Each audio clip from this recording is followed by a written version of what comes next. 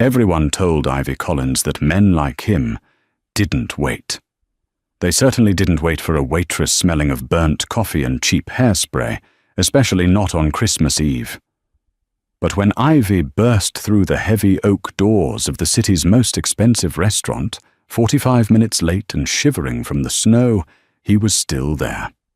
He sat alone in the shadows, nursing a whiskey that cost more than her rent. Anthony Vane hadn't waited because he was a gentleman. He had waited because he was a hunter. And Ivy? She had just walked straight into a trap made of gold and lies. The neon sign of the Rusty Spoon Diner flickered with a dying buzz, casting a sickly yellow light over the slush piling up on the sidewalk. Inside, the air was thick with the smell of frying bacon grease and the damp wool of customers trying to escape the Chicago winter. Ivy Collins wiped a rag across table 4, her knuckles raw and red. The Christmas Eve rush was supposed to be festive. Instead, it was a parade of impatience. "Coffee's cold, sweetheart." A man in a trucker hat grunted, not bothering to look up from his phone. "I'll brew a fresh pot right away, sir," Ivy said, forcing a smile that didn't reach her eyes. Her eyes were tired, framed by dark circles she couldn't afford enough concealer to hide. She checked the cracked screen of her phone. 6:45 p.m. Panic flared in her chest. The blind date. Margot, her best friend, and the only person who still believed Ivy's life could be a fairy tale, had set it up. "He's a friend of my cousin's boss," Margot had said, breathless on the phone 2 days ago. "He's in finance or logistics or something. He's rich, Ivy, and he specifically asked for a real girl, not a model. You have to go." Ivy had laughed then. Rich men didn't want real girls. They wanted ornaments. But Margot had been persistent, and Ivy, staring at an eviction notice taped to her apartment door, had felt a moment of weakness. Maybe a free steak dinner was all she would get out of it. But tonight, a free steak dinner sounded like salvation. "Ivy, order up!" the cook shouted, slamming a plate of hash browns onto the metal counter. She grabbed the plate, her mind racing. She was supposed to be at the Obsidian Lounge, a place she had only seen in magazines, by 7:30 p.m. It was a 40-minute drive in good weather. Tonight, Chicago was being buried under a blizzard. "I need to leave," Ivy whispered to herself. She untied her apron, revealing a simple black dress underneath. It was 3 years old, bought from a thrift store, but it was the only thing she owned that didn't look like despair. "Where do you think you're going?" The voice was like grinding gravel. Rick, the manager, stood by the swinging kitchen doors, arms crossed over his grease-stained shirt. "My shift ended 15 minutes ago, Rick," Ivy said, clutching her purse. "I have plans." "Plans?" Rick scoffed, looking her up and down. "You? Don't make me laugh. We're short-staffed. Sandy called in sick. You stay until close, or you don't come back on the 26th. The threat hung in the air, heavy and real. Ivy needed this job. She needed every single dime. But then she thought of the eviction notice. She thought of Braden, her ex-boyfriend, who had cleared out their joint bank account 3 months ago to find himself in Miami with a fitness instructor named Tiffany. She looked at Rick. She looked at the bleak diner walls. "No," Ivy said, her voice shaking but firm. Rick blinked. "Excuse me?" "I said no, I quit." Before the shock could fade from his face, Ivy pushed past him, grabbing her coat from the hook by the back door. She stepped out into the biting wind, the cold instantly stinging her cheeks. She felt a terrifying mixture of liberation and nausea. She was jobless on Christmas Eve. She ran to her car, a rusted 2008 sedan she affectionately called the Beast. She turned the key. The engine sputtered, groaned, and died. "No, no, no," Ivy pleaded, hitting the steering wheel. "Please, not tonight." She tried again. Nothing but a hollow click. Tears pricked her eyes, hot and frustrating. She checked her phone again. 7:10 p.m. She couldn't afford a cab. The buses were running on a holiday schedule. "Fine," she hissed to the empty, snowy street. "I'll run." The subway station was 6 blocks away. The Obsidian Lounge was 2 blocks from the downtown stop. If she ran, if she ignored the fact that she was wearing cheap heels and a coat that wasn't nearly warm enough, she might only be 30 minutes late. Maybe the rich guy would be gone. Maybe he'd be angry. But Ivy Collins had just quit her job for this. She wasn't going to turn back now. She began to run, her feet slipping on the icy pavement, the wind whipping her hair into a tangled mess. She wasn't running toward a romance. She was running because, if she stopped, the reality of her life would catch up to her. The Obsidian Lounge did not look like a restaurant. It looked like a fortress designed to keep the world out. The exterior was sleek black marble, unadorned except for a discreet golden logo of a geometric lion. A velvet rope held back a line of people who looked like they stepped out of a Vogue editorial, all shivering in fur coats and waiting for the bouncer to grant them entry. Ivy stumbled up the sidewalk, gasping for air. Her hem was wet with slush. Her hair, which she had painstakingly curled in the staff bathroom at the diner, was now plastered to her forehead. She looked like a drowned rat crashing a royal ball. She bypassed the line, heading straight for the bouncer. He was a mountain of a man with an earpiece and eyes that had seen everything and was impressed by nothing. "Name?"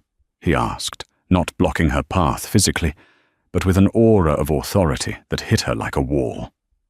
I'm meeting someone," Ivy panted, clutching her side. "Table for Vane? Or maybe under Collins." The bouncer looked at his clipboard, then back at her. His gaze lingered on her wet boots and the cheap fabric of her coat. "We have a full house, miss, and Mr. Vane is a very private individual. I don't see a Collins on the list." "Please," Ivy said, her voice cracking. "I'm late. I know I look a mess, but I'm supposed to be here." People in the line were staring. A woman in a silver sequined dress whispered something to her partner, and they both chuckled. Ivy felt the heat rise in her cheeks, burning brighter than the cold. "I can't let you in, miss," the bouncer said, his tone final. "You don't meet the dress code, and you're 45 minutes late for a reservation that, frankly, doesn't seem likely." "I have the text." Ivy fumbled for her phone with frozen fingers. "My friend Margot. She sent me the confirmation." "Step aside, please," the bouncer said, gesturing for the sequined couple to come forward. Ivy felt a tear spill over. This was it. The universe was officially laughing at her. She had quit her job, broken her car, and humiliated herself for a ghost. She turned to leave, the fight draining out of her legs. "Let her in, Arthur." The voice came from the shadows of the entrance foyer, deep, resonant, and calm. It wasn't loud, but it cut through the murmurs of the crowd like a knife. The bouncer froze. He turned immediately, his demeanor shifting from arrogance to deference. "Mr. Vane, I didn't realize you were coming out." Ivy looked up. Standing just inside the glass doors was a man who made the luxury around him look cheap. He was tall, wearing a charcoal suit that fit him with surgical precision. He didn't wear a tie, his crisp white shirt unbuttoned at the collar to reveal a hint of tan skin. His face was a map of sharp angles, high cheekbones, a strong jaw, and eyes the color of steel in winter. He wasn't looking at the bouncer. He was looking at Ivy. He didn't smile. He didn't look annoyed. He looked observant, like a scientist studying a new, interesting bacteria. "She's with me," Anthony Vane said, stepping out into the cold. The wind didn't seem to dare touch him. "Sir, she's distressed," the bouncer stammered. "I can see that," Anthony said. He extended a hand toward Ivy. It was a command, not an offer. "Ivy Collins." Ivy stared at his hand. It was manicured, large, and steady. "Yes," she whispered. "You're late," he said flatly. My car died, and the snow—" "Excuses are boring, Ivy," he interrupted, though his voice wasn't harsh. It was simply factual. "Are you coming inside, or did you run through a blizzard just to stand on the sidewalk?" Ivy hesitated. Every instinct in her body screamed danger. This man wasn't the nice guy in finance Margot had described. He was a shark, but the cold was biting through her bones, and the alternative was walking back to the subway station alone. She took his hand. His grip was warm and firm. He pulled her gently but inexorably toward the doors. As they passed the line of waiting socialites, the woman in the silver dress gasped. Anthony didn't even blink. Inside, the restaurant was a sanctuary of golden light and hushed conversations. A jazz pianist played softly in the corner. The smell of truffle oil and expensive perfume filled the air. Anthony didn't lead her to a normal table. He led her to a private alcove in the back, shielded by velvet curtains. He waited for her to sit, then sat opposite her. A waiter appeared instantly. "Champagne, Mr. Vane?" "Whiskey. Neat. And bring her." Anthony looked at Ivy, his eyes scanning her shivering frame. "Hot tea, Earl Grey, and a towel." The waiter vanished. Ivy sat on the edge of the velvet banquette, trying to stop her teeth from chattering. She felt small. "I'm sorry," she said, looking down at the pristine white tablecloth. "I shouldn't have come. I look terrible." "You look like you've had a bad year, not just a bad night," Anthony observed. He leaned back, watching her. Ivy looked up, startled by his bluntness. "You have no idea." "Try me," he said. "Why were you late, Ivy? And don't tell me about the car. Tell me why you looked like you were ready to murder the bouncer." Ivy let out a dry, humorless laugh. Maybe it was the adrenaline, or maybe it was the fact that she had nothing left to lose. "I quit my job to come here. My manager wouldn't let me leave, so I walked out. Then my car died. I ran 6 blocks in snow because my best friend told me you were a nice guy who might buy me a steak." Anthony's lips twitched. It wasn't quite a smile, but it was close. "I'm going to buy you a steak. The nice guy part, however, is debatable." "Who are you?" Ivy asked. "Margot said you worked in logistics." "I own the logistics," Anthony corrected softly. "Among other things."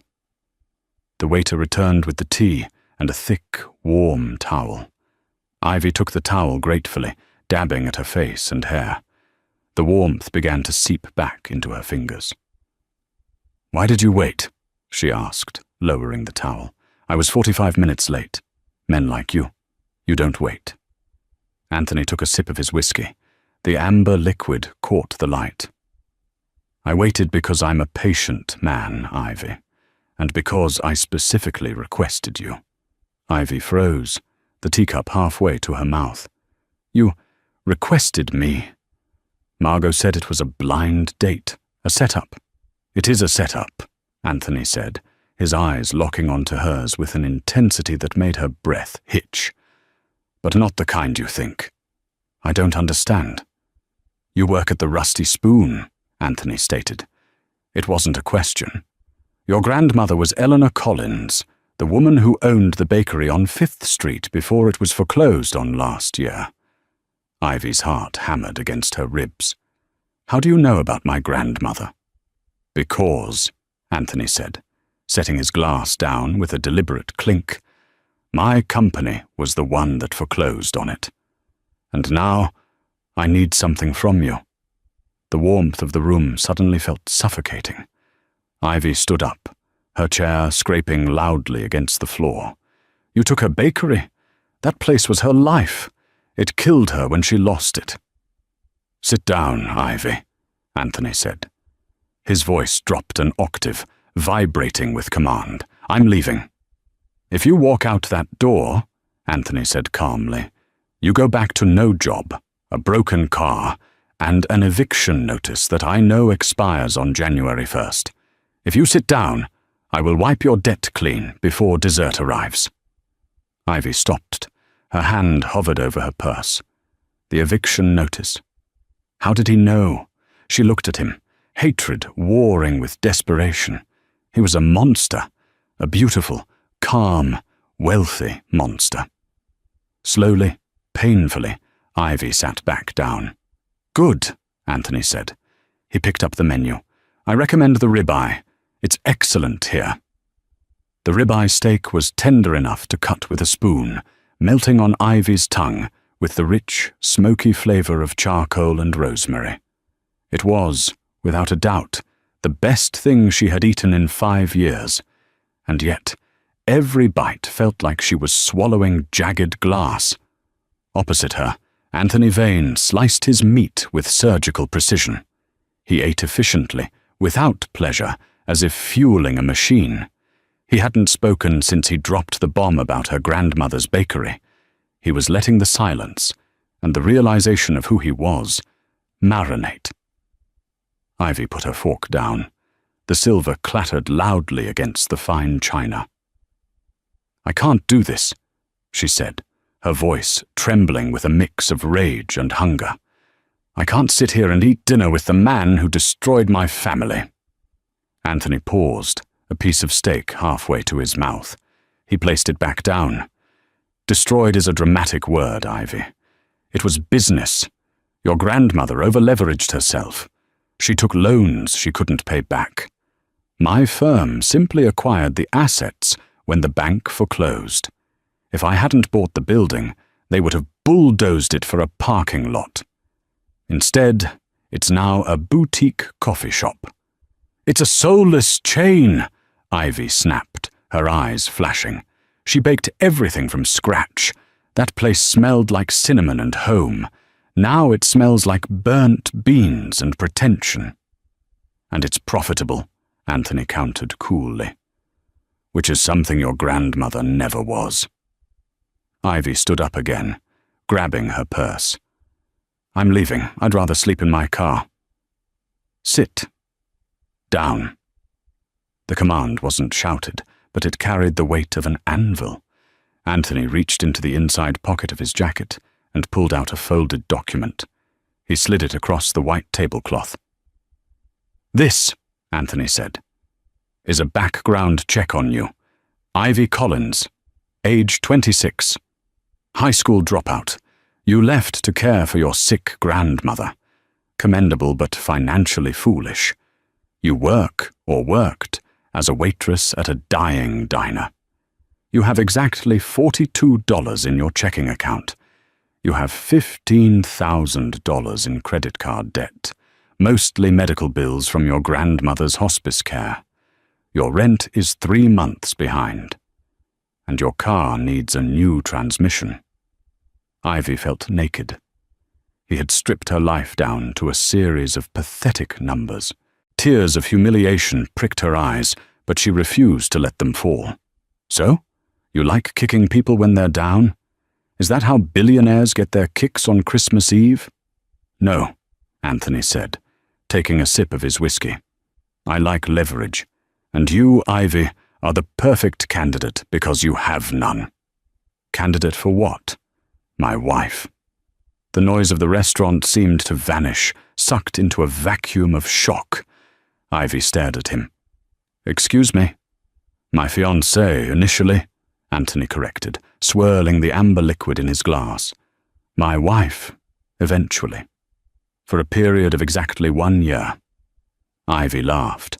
It was a hysterical, bubbling sound. You're insane. You're actually insane. Look at you. You're Anthony Vane. You could have any woman in this room. You could have a supermodel. Why would you want a broke waitress who hates your guts? Because the women in this room want my money, Anthony said, his eyes scanning the dining hall with disdain. And the supermodels want my fame. I don't need a partner, Ivy. I need a shield. He leaned forward, his voice dropping to a conspiratorial whisper.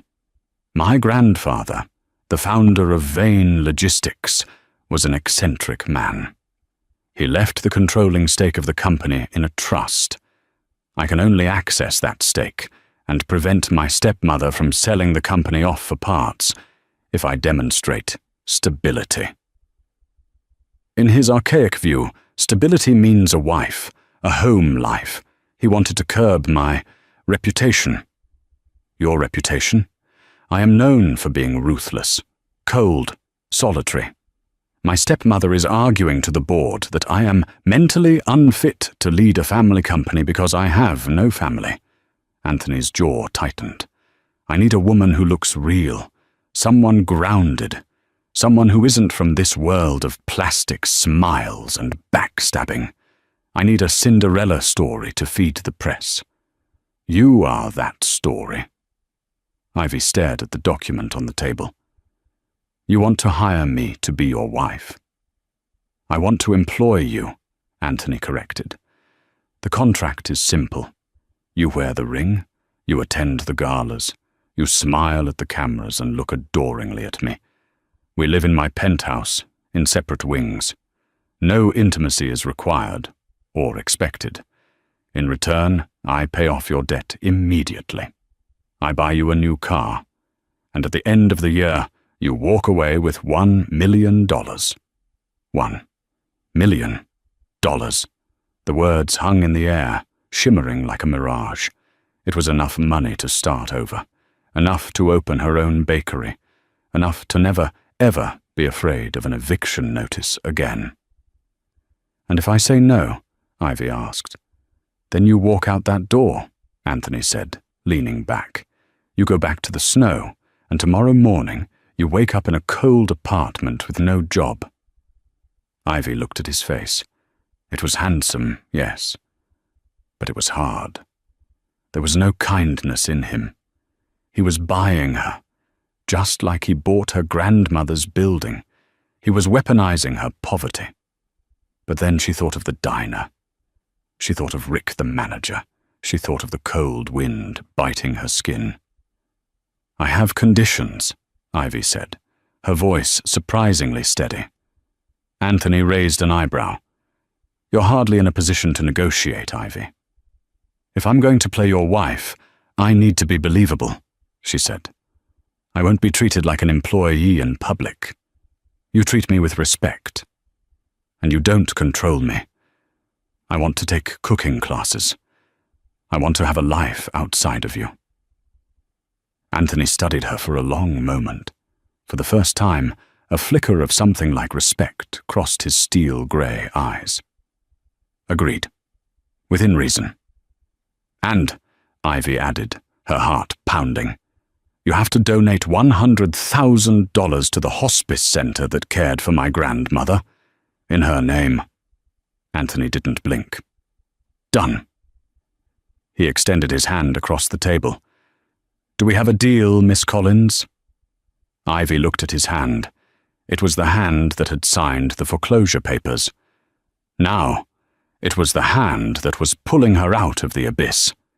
She reached out and took it. His grip was electric, sealing her fate. Deal, she whispered. Good, Anthony said. He signaled the waiter. Check, and bring the box I left at the coat check. The waiter returned moments later with a small, black velvet box. Anthony opened it. Inside sat a diamond the size of a quail's egg, cut in a sharp, brilliant emerald shape. It glittered violently under the chandelier lights. Give me your hand, Anthony ordered. Ivy extended her left hand. He slid the ring onto her finger. It was heavy. It felt like a shackle. It fits, Anthony noted, sounding satisfied. Now, finish your steak. We have a lot of work to do before the Christmas gala tomorrow night. The transition from the warm, golden cocoon of the obsidian lounge back to the harsh reality of the foyer was jarring. Anthony had draped her coat over her shoulders, a gesture that felt performative, given their new arrangement, and guided her toward the exit with a hand firmly on the small of her back. Ivy felt dizzy.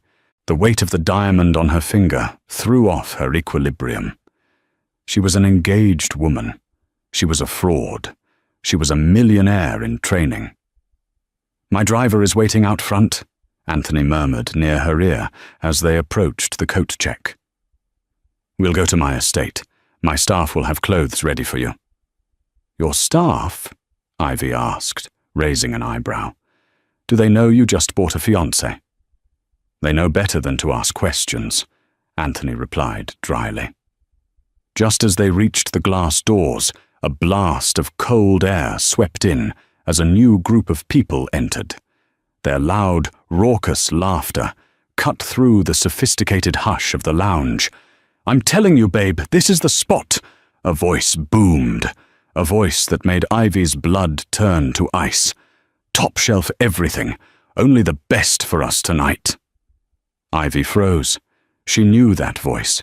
She knew the nasal, arrogant pitch of it intimately. She turned slowly, standing there, shaking snow off a coat that looked like faux leopard skin, was Braden. He looked different than when he had left her 3 months ago. He was tan, orange really, from the Miami sun. He had frosted tips in his hair that made him look like a relic from a bad 90s boy band, and hanging on his arm, chewing gum with vigorous enthusiasm, was Tiffany. Tiffany was everything Ivy wasn't. Blonde, buxom, and wearing a pink dress so tight it looked painted on. Ivy tried to shrink behind Anthony, but it was too late. Braden's eyes, scanning the room for admiration, landed on her. His jaw dropped. "Ivy!" The silence that followed was excruciating. Braden blinked, looking from Ivy's wet hair to her thrift store dress, and then to the imposing figure of Anthony Vane standing beside her. But Braden, being Braden, didn't notice Anthony. He only saw his ex-girlfriend looking out of place. "Whoa!" Braden laughed, stepping forward. "Ivy, what the hell are you doing here? Did you get a job bussing tables? I told you, Tiff, this place hires anyone these days." Tiffany giggled, snapping her gum. "Is this the Saud ex you told me about? The one with the grandma issues?" Ivy felt the heat rise up her neck, a suffocating wave of shame. She wanted to disappear. She wanted the floor to open up and swallow her whole. "I'm not working, Braden," Ivy managed to choke out. "Oh, come on," Braden sneered, walking closer. He smelled of cheap cologne and arrogance. "Don't lie. Look at you. You look like a drowned rat. You really think you can afford a place like this? I bet you're here trying to beg for scraps or something." He reached out, his hand aiming for her arm. "Come on, don't embarrass yourself. I'll give you $20 for a cab ride home. Seriously, it's pathetic seeing you here." Ivy flinched, stepping back. But before Braden's hand could touch her, a wall of charcoal wool moved between them. Anthony Vane stepped in. He didn't shove Braden. He didn't yell. He simply occupied the space with such overwhelming menace that Braden stopped mid-step, his hand hovering in the air. Anthony looked down at Braden. It was a look of absolute, crushing indifference, like a boot regarding an ant. "Is this creature bothering you, darling?" Anthony asked. He didn't look at Ivy. His eyes were bored holes into Braden's skull. Braden looked up. He seemed to finally process the man standing before him. The bespoke suit, the Patek Philippe watch, the face that had been on the cover of Forbes last month. Who are you?" Braden stammered, his bravado deflating instantly. "I'm the man who's about to have you removed," Anthony said calmly, "and you are interrupting my date with my fiancé." "Fiancé?" Braden's voice squeaked. He looked past Anthony to Ivy, his eyes bulging. "Her? You're marrying her? Ivy Collins? Is there a problem with that?" Anthony took a step forward. Braden scrambled back, nearly tripping over Tiffany's stilettos. No, man, She's broke," Braden spluttered, trying to find an angle. "She's a waitress. I dumped her 3 months ago because she was dragging me down. She's got nothing." Anthony smiled. It was a terrifying expression. It was the smile of a wolf who had just cornered a rabbit. He reached out and took Ivy's left hand, lifting it up. The massive emerald-cut diamond caught the light, sending fractured rainbows across Braden's stunned face. "She has me," Anthony said, his voice low and dangerous. "And she has this, which, I might add, is worth more than your entire existence, plus whatever fraudulent fitness scheme you're running in Miami." Braden paled. "How do you know about—" "I know everything," Anthony interrupted. "Now, you have 5 seconds to remove yourself from my sight before I have security throw you into a snowbank.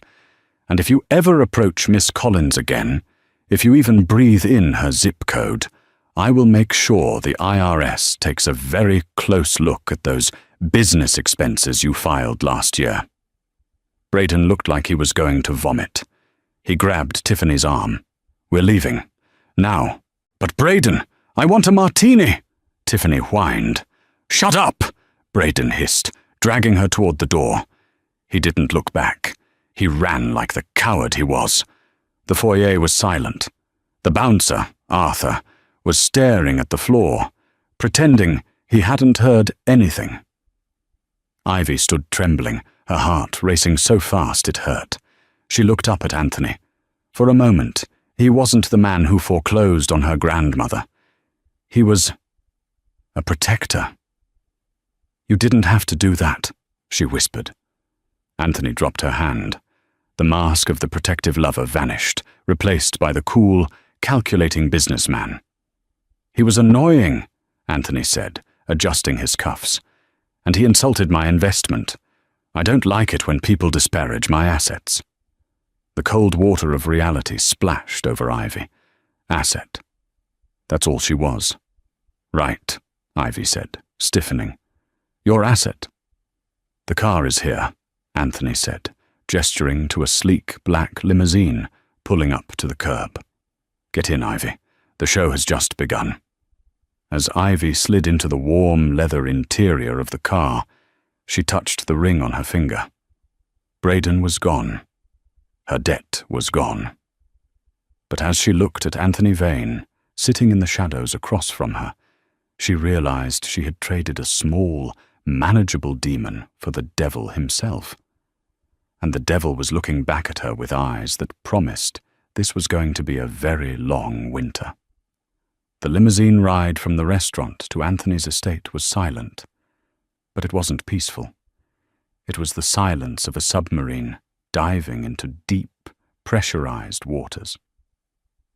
Ivy stared out the tinted window as the city lights of Chicago blurred into streaks of gold and red.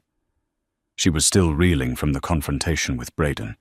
Anthony had obliterated him with a few sentences. It was thrilling, yes, but also terrifying. It proved how easily Anthony Vane could dismantle a person's life. "We are arriving," Anthony said, checking his watch. "Prepare yourself, Ivy. My stepmother, Beatrice, will likely be waiting. She doesn't sleep when she smells blood in the water." "Beatrice," Ivy repeated, testing the name. "The one who wants to sell the company." "The one who wants to sell me out," Anthony corrected. "She believes I am a sociopath, incapable of human connection. Tonight, you are the proof that she is wrong. Do not let her intimidate you. She feeds on fear." The car turned through massive iron gates, winding up a driveway lined with snow-covered pines. The estate, or rather, the fortress, loomed ahead. It was a sprawling Gothic mansion made of grey stone, looking more like a mausoleum than a home. As the car stopped, the heavy front doors swung open. A butler stood there, but behind him, standing at the top of the grand staircase in a silk dressing gown that probably cost more than Ivy's entire education, was a woman. She was beautiful in a sharp, icy way. Silver hair cut in a severe bob, posture like a steel rod, and eyes that narrowed the moment they landed on Ivy. "Anthony!" Beatrice called out, her voice echoing in the cavernous foyer. "I didn't expect you to bring company, especially not strays from the street." Ivy stiffened. She was still wearing her thrift store coat and wet boots. Next to the marble floors and crystal chandeliers, she looked exactly like what she was, an intruder. Anthony placed a hand on the small of Ivy's back. The touch was warm, possessive. "Beatrice, this is Ivy, my fiancée." Beatrice froze. She glided down the stairs, her silk robe trailing behind her like a snake's tail. She stopped 3 feet from them, ignoring Anthony entirely to inspect Ivy. Her gaze started at Ivy's messy hair and ended at her scuffed boots. "Fiancé," Beatrice said, the word dripping with amusement. "Since when?" "Lunch." "Since we realized we couldn't live without each other," Anthony lied smoothly. "Ivy will be staying in the East Wing, and she will be accompanying me to the Christmas gala tomorrow." Beatrice laughed. It was a dry, brittle sound. "Oh, Anthony, you really are desperate, aren't you? Trying to parade a hired girl around to secure the board's vote? Look at her hands, Anthony. They're red and chapped. She's a worker, not a wife. The board will eat her alive, and I will hand them the knife." She stepped closer to Ivy, smelling of expensive lilies and malice. "How much is he paying you, dear? Whatever it is, it's not enough for what I'm going to do to you tomorrow night." Ivy's heart hammered against her ribs. She wanted to run. She wanted to apologize and leave. But then she remembered Braden. She remembered the eviction notice. She remembered the way Anthony had looked at her in the restaurant, like she was a partner, not a pawn. Ivy lifted her chin. She looked Beatrice dead in the eye. "He's not paying me anything," Ivy said, her voice shaking slightly but gaining strength. "But I'd pay good money to see you try to embarrass me. I've dealt with drunk truckers and angry cooks for 5 years, Beatrice. A rich woman with a bad attitude doesn't scare me." The silence in the foyer was deafening. The butler looked at the floor. Anthony's hand on her back tightened, not in warning, but in approval? Beatrice's eyes widened, just a fraction. She hadn't expected the mouse to bite back. "Charming," Beatrice sneered, though her smile was tight. "We'll see how brave you are when the cameras are flashing, dear. Sleep well. The guest linens are Egyptian cotton. Try not to stain them." She turned and swept back up the stairs. Anthony let out a breath he seemed to have been holding. He looked down at Ivy, a flicker of genuine impressed surprise in his steel eyes. "Truckers and angry cooks?" he asked, a corner of his mouth lifting. "She reminds me of the health inspector," Ivy muttered, adrenaline crashing out of her system. "Scary, but usually bluffing." "Beatrice never bluffs," Anthony said darkly. "But for the first time in 10 years, I think she just met her match. Come, we have work to do. You need a dress, a story, and a crash course in being a billionaire's obsession." The ballroom of the Drake Hotel was transformed into a winter wonderland. White roses hung from the ceiling, ice sculptures dripped onto silver platters of caviar, and the orchestra played a waltz that vibrated in the floorboards. It was the Vane Logistics annual Christmas gala, the most important social event of the season, and it was Ivy's battlefield. She stood at the top of the grand staircase, her arm linked through Anthony's. She was wearing a gown Anthony's team had sourced overnight, a deep emerald green velvet that hugged her curves and flared at the bottom, matching the ring on her finger. Her hair was swept up in an elegant chignon, her makeup flawless. She looked like royalty. She felt like she was going to vomit. "Breathe," Anthony whispered, leaning in close. To the onlookers, it looked like a romantic whisper. "Everyone is watching. If you stumble, they win." "I can't feel my legs," Ivy whispered back, keeping a frozen smile on her face.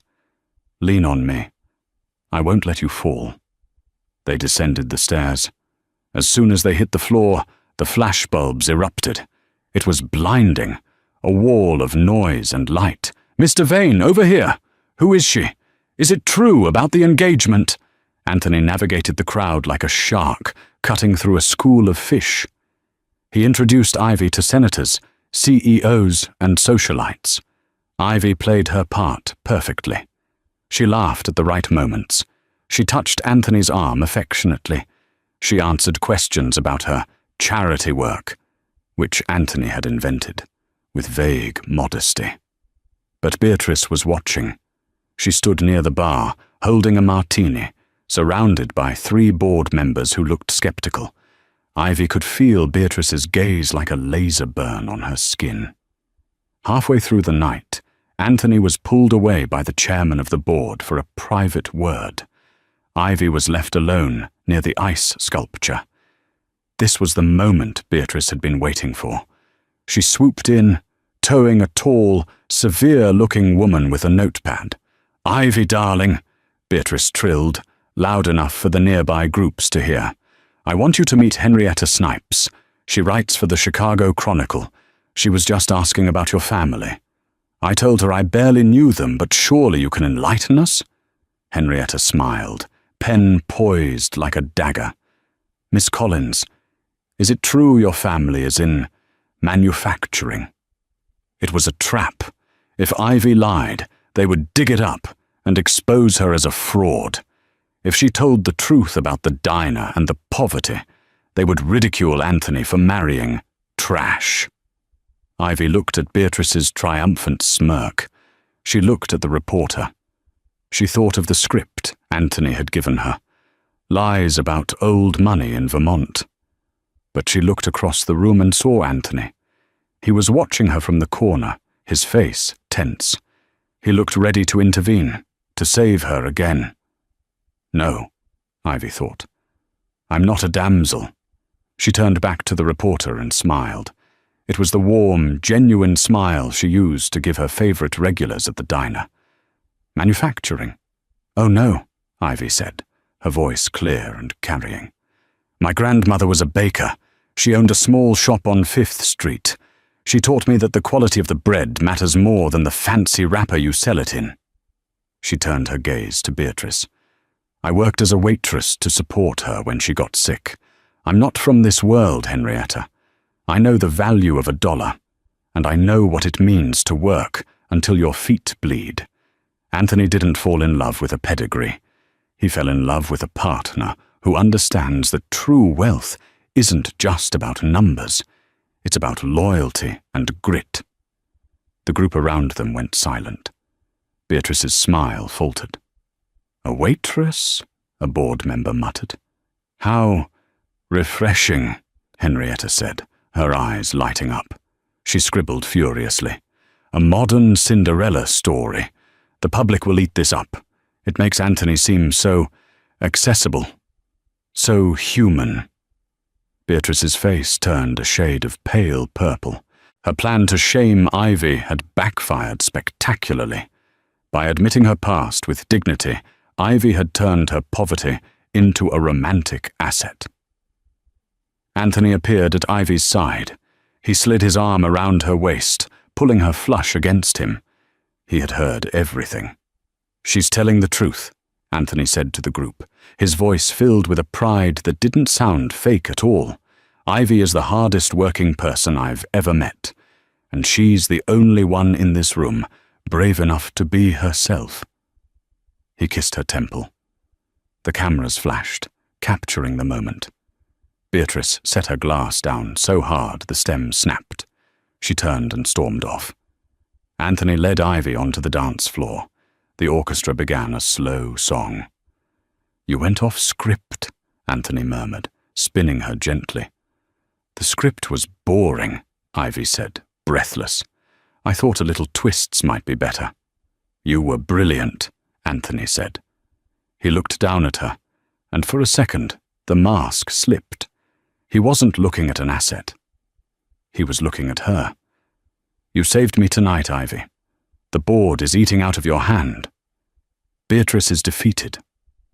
All in a day's work, Ivy managed to say, though her heart was pounding so hard she thought he must feel it.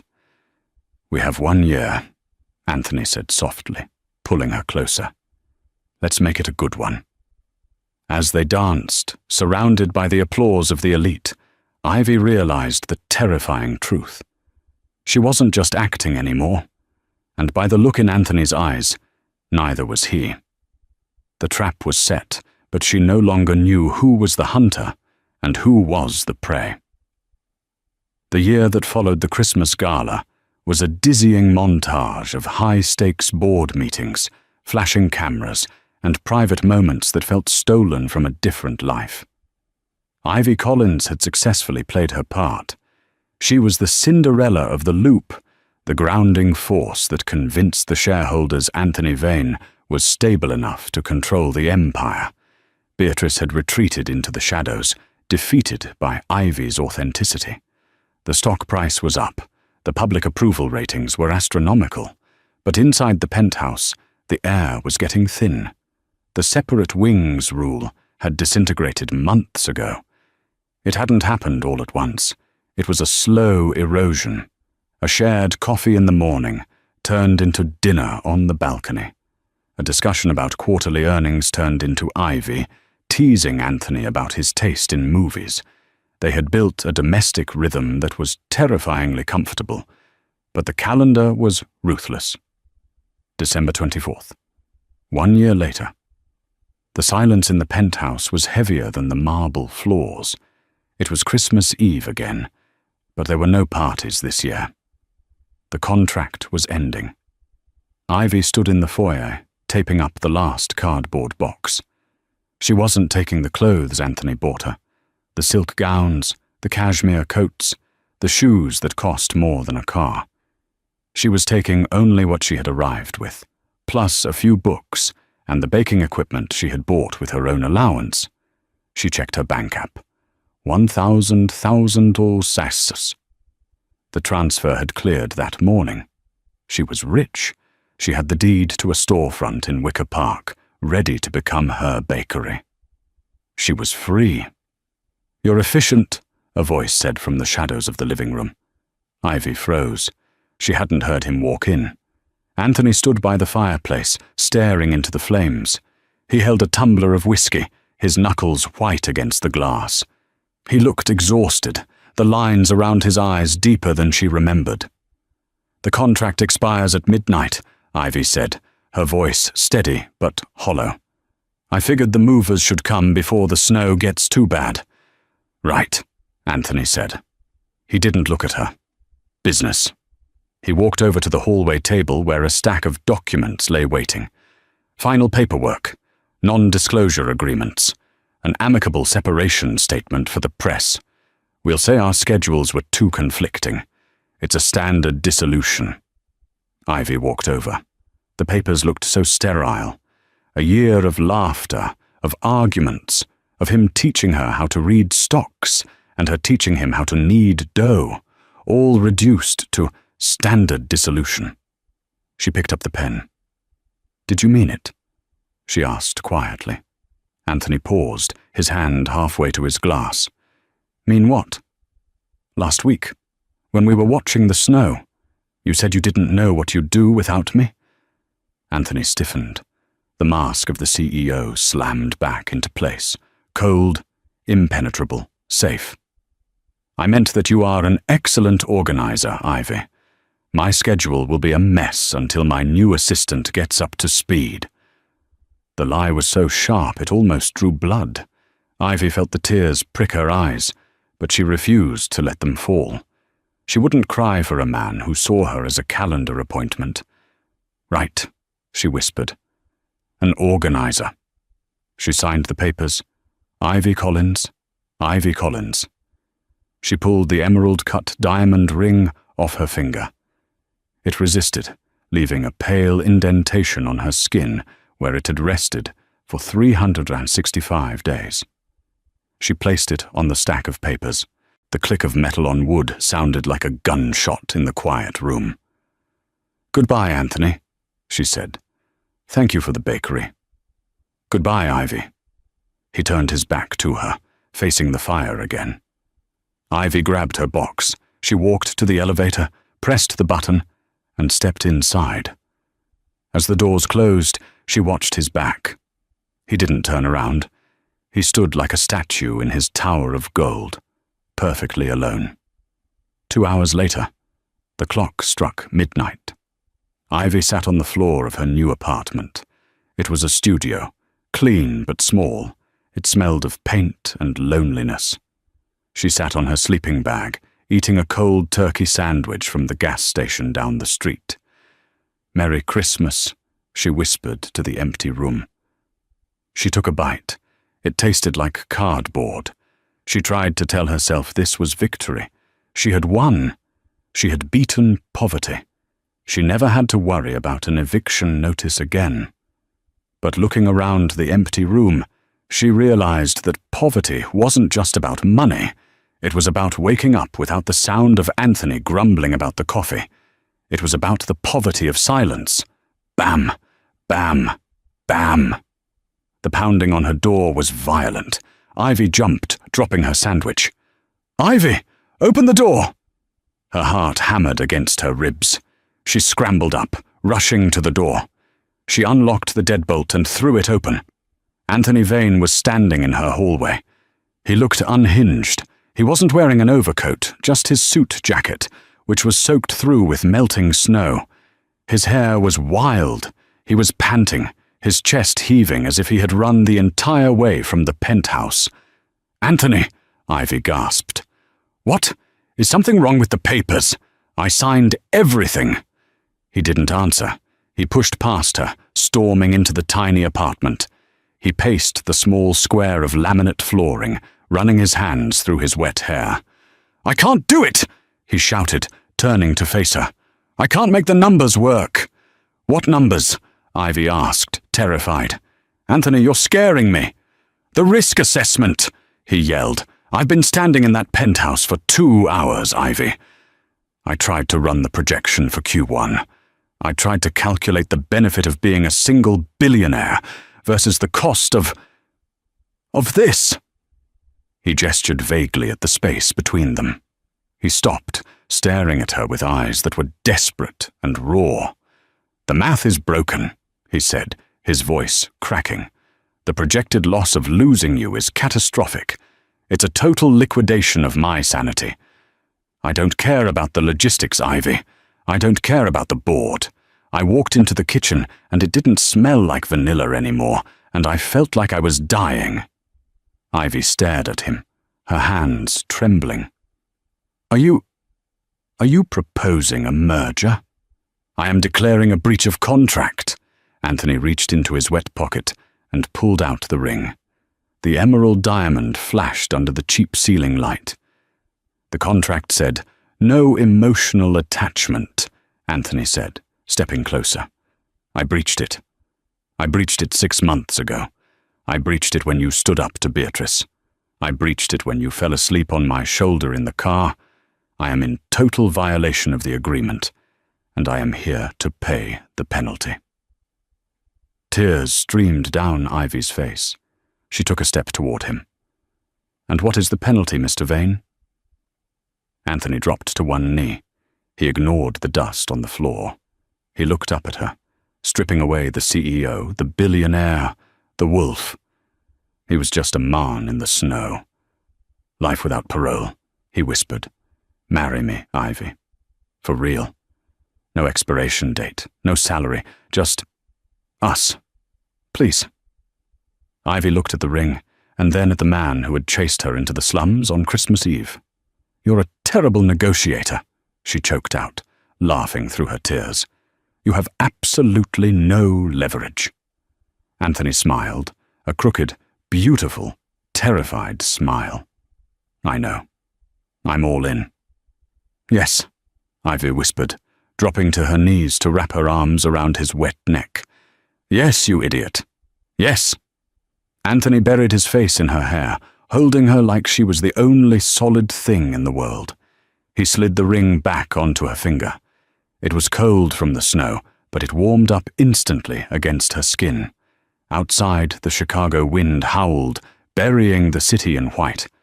But inside the tiny studio apartment, for the first time in her life, Ivy Collins wasn't cold at all.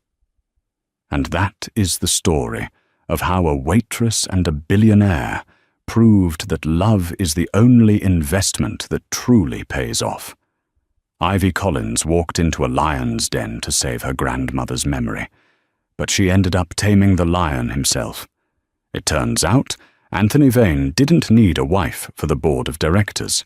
He needed a partner for his life. If you enjoyed this Christmas romance, full of twists, karma, and risk assessments, please smash that like button. It helps the channel so much. Question of the day. Do you think Anthony fell in love the moment he saw her in the snow? Or was it when she stood up to his stepmother? Let me know your theory in the comments below. Don't forget to subscribe and turn on the notification bell so you never miss a story. We have a heartbreaking tale of betrayal and revenge coming up next week that you won't want to miss. Thanks for watching, and I'll see you in the next video.